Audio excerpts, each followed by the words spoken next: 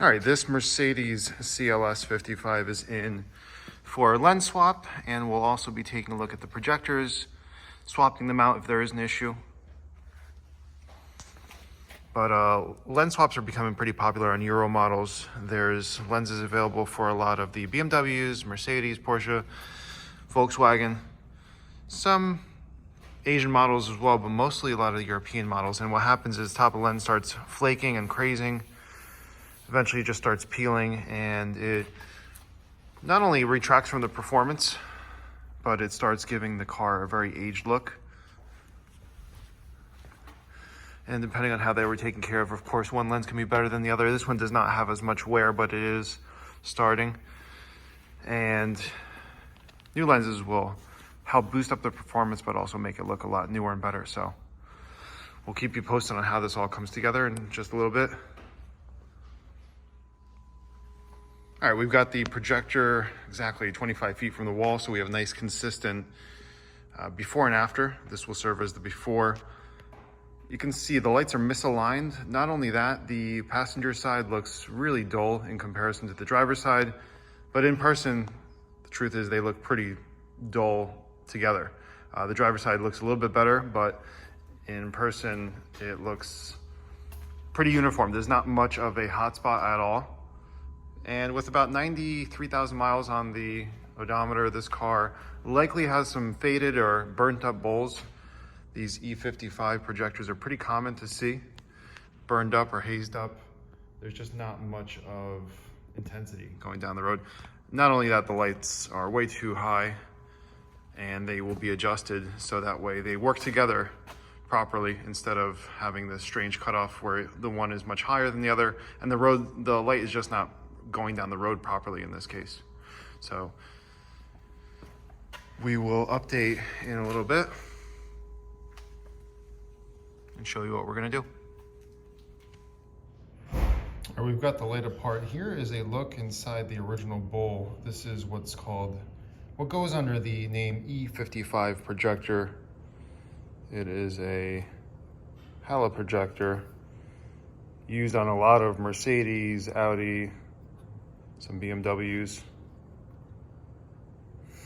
The only thing is, this is a little bit of a tricky situation because once you open up the assembly, you take out the whole, what we call the bracket where the projector is, and you're going to see a bunch of wires and motors. So if you remove your low beam cap and you see this sticker, the halo sticker, and the gear under there, you know you have the E55 AFS lights. Now, we have used the Lightwerkz 2.0 in this kind of conversion, but the problem is that the front lens holder, it doesn't go out far enough on the Lightwerkz, and it puts the projector in a bad position, and then you have trouble with clearance. Because essentially this is stationary, that bezel on the outside, and then the shroud on the inside is what moves. So all this is a motor that moves that gear down there, and that'll tilt the projector left and right as the driver uses the steering wheel.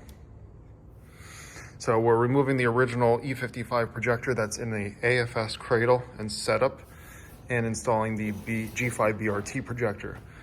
Reason why this requires the BRT projector or a G5 projector with the pegs is that that's how the brackets are set up. So that black thing is the new bracket that the projector is mounted on. It's only mounted with 2 screws. And you can see it's got the silver attachment up top, which is where the AFS system comes into place. So this retains the original AFS system, gives you much better output. You use the same bulbs, so it's no compromise setup here. The tough part is retrofitting in the new projector. It's difficult to get I shouldn't say difficult, it's a little tedious, and you have to do a lot of trimming to get the original projector out of this cradle and then set up the new projector properly. So if it's in the way, and we've had a bunch of people asking if, what do I do? What do I trim? Trim enough to make it work. It is a retrofit at the end of the day. Just because there are brackets for it doesn't mean it's going to be super straightforward, but technically it's bolt-on after you do the proper trimmings. Even the solenoid plug will fit directly back in. That cradle on the outside is not necessary. We have a little piece holding in by the motor, but you don't need that cradle, even though it is set up to hold it. The projector is being held in with this bracket, and that's how it swivels, and it's fully solid. There is no problem with it set up this way. We'll do an output comparison next of the E55 versus the BRT. We'll use brand new bulbs, and that way we can see how everything works out. And I was incorrect earlier. The customer did supply new bulbs, but these look like they have some kind of new bulbs in there, but they are aftermarket, and that's why the output was pretty dim. But what we'll do is we'll use the Osram CBN on both the new projector and the original one. And again, that one has 90,000 miles on the clock, so we'll see the difference in just a moment. All right, we've got both projectors powered up to a 35-watt OEM ballast. And like I mentioned, I installed those Osram CBI next-gen bulbs. Those are going under CBN these days. That's the G5 BRT on the bottom. That is our retrofitted projector.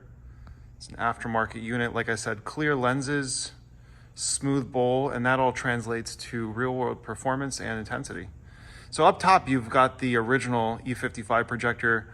This is with the brand new bulb. It looks super dim. We'll take a reading very quickly, but we want to make this comparison as fair as possible. So we're using the same ballast, same bulbs. The only thing that's different is the projector. Now, our new BRT also has a smaller step up, and it looks exaggerated compared to the original one because the step up on the original projector is very, very tall, or slope, I should say. So that's what's called the slope, more of a ECE or European style cutoff. And that's how those Hella projectors always were, which is good and bad depending on what you're looking for, but we prefer the smaller step up. It's less distracting when you've got your lights fine-tuned, and the taller step up can be distracting, especially if you've got them misaligned. So we'll take a quick lux reading of the original one first. And this is our standard distance. You've seen the lux tests. These bulbs have had a chance to stabilize right now. So you're looking at about 130 lux. That's considered very, very low. It's only a little bit brighter than, modern day SS3 fog lights, for example.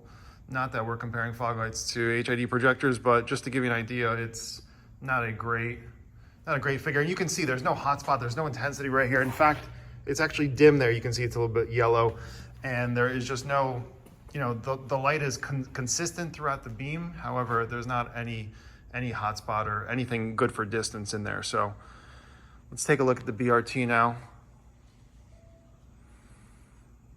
And you can see the camera didn't change settings, but right off the bat, you can see that intensity zone right underneath the cutoff. Cutoff is super sharp, super colorful.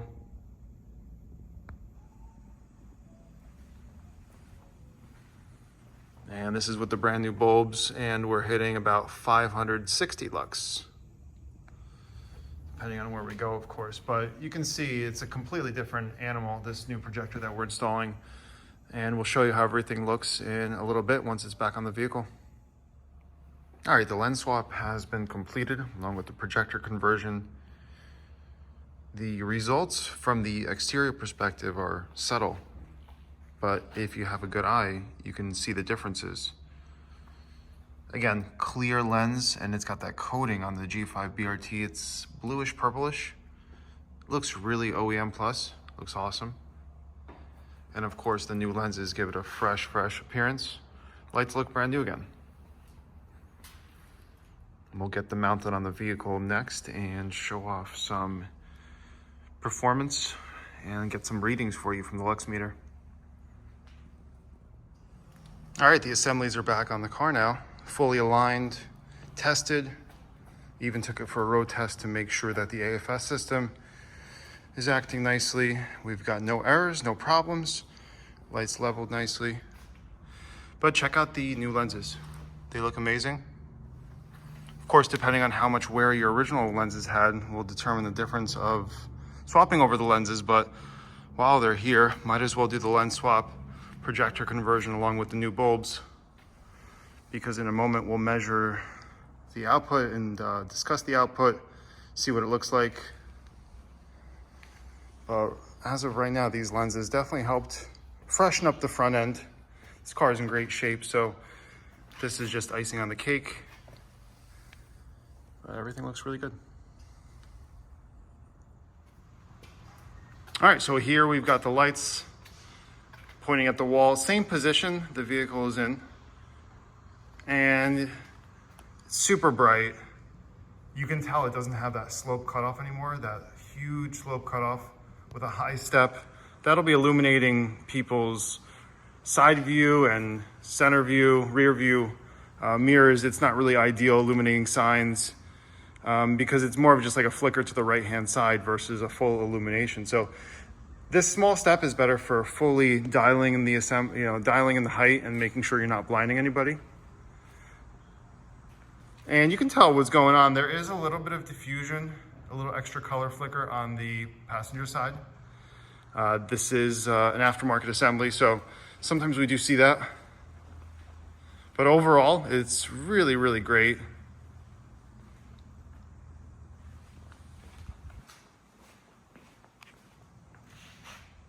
So if you guys have any questions regarding this lens swap or the projector conversion, reach out to us directly. To info@lightwerkz.net. We'll help you get set up. We'll make sure your project goes smooth, or you can send it in to us and we can of course do everything for you. But hit the subscribe button, make sure to follow us for more. We appreciate your support.